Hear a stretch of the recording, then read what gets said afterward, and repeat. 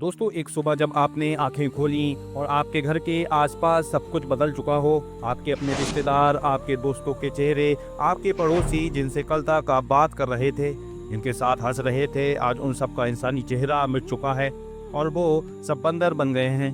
दोस्तों, ये कोई फिल्म का सीन नहीं बल्कि कुरान करीम में इसका जिक्र हुआ है। एक ऐसी कौम जो समंदर के किनारे रहती थी, जिन्होंने अल्लाह के हुक्म का मजाक बनाया और फिर उन पर ऐसा अज़ाब आया कि उनकी पहचान ही बदल गई। कुरान पाक में इस कौम का जिक्र है जो समंदर के किनारे रहती थी।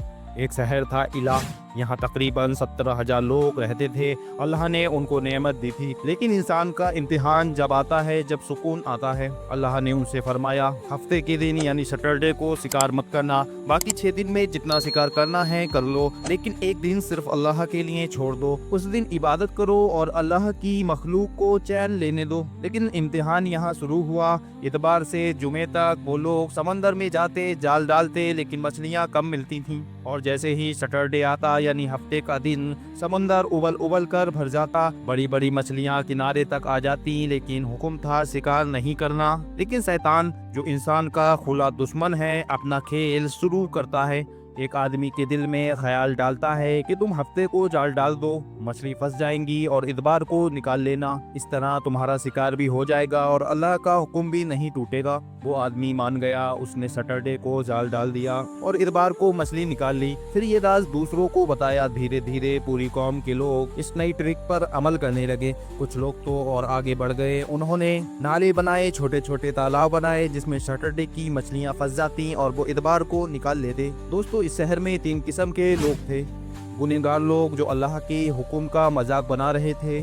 दूसरे वो जो नेकी की दावत देने वाले थे, जो उन्हें बार बार समझाते अल्लाह से डरो, ये चालाकियां भी शिकार ही हैं। तीसरे वो लोग जो चुप बैठने वाले लोग थे, जो ना समझाते ना गुनाह करते, बस खामोशी इख्तियार कर लेते। नेकी करने वाले लोग अक्सर कहते अल्लाह से डरो।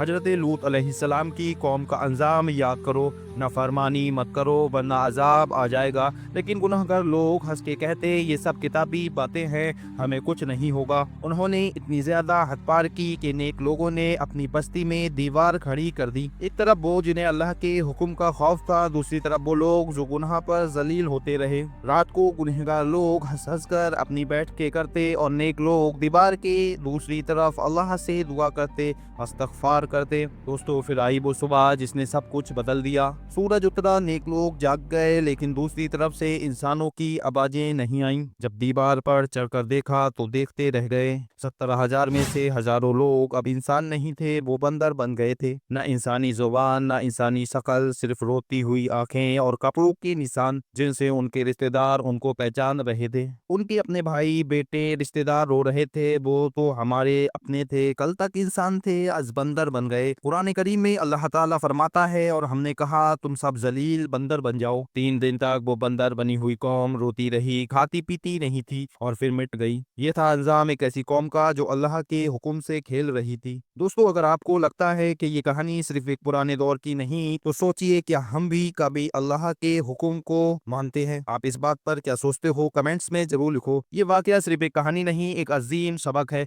कुरान ने इसे इसलिए बयान किया ताकि हर दौर का इंसान समझ सके कि अल्लाह के हुक्म से चालाकियां करना भी गुनाह है। गुनाह को जस्टिफाई करना, उसको दूसरे नाम देना, उसमें ट्रिक निकालना, ये सब अल्लाह के सामने चालाकियां हैं। इस कौम के 3 किस्म के लोग आज भी दुनिया में हैं। एक वो जो खुलेआम गुनाह करते हैं, एक वो जो गुनाह से रोकते हैं और एक वो जो चुप रहते हैं। कुरान हमें सिखाता है नेकी का हुक्म दो और बुराई से रोको। खामोशी इख्तियार करना भी कभी कभी खता होती है। दोस्तों, सोचो एक दिन हमारी भी आंख और हम समझे कि हमने जिंदगी अल्लाह के हुक्म के बगैर गुजार दी तो क्या होगा। कौम सब्त की कहानी हमें ये याद दिलाती है कि अल्लाह का अदल सच्चा है और उसकी रहमत उन्हीं लोगों के लिए है जो उसके बंदे बनकर जीते हैं। आज हम सबको ये दुआ करनी चाहिए, या अल्लाह हमें उन लोगों में शामिल कर जो तेरी बात को सुनते हैं और उस पर अमल करते हैं। हमें तू अपनी नाफरमानी से बचा ले और अपने हुक्म को इज्जत देने की तौफीक दे। दोस्तों, अगर ये वीडियो आपके दिल को छू गई हो तो इसे शेयर जरूर करो ताकि और लोग भी कुरान के इस सबक को समझ सकें। चैनल को सब्सक्राइब करो ताकि आपको ऐसे ही और असली वाकयात मिलते रहें। और याद रखो, इल्म बांटने से ही बढ़ता है।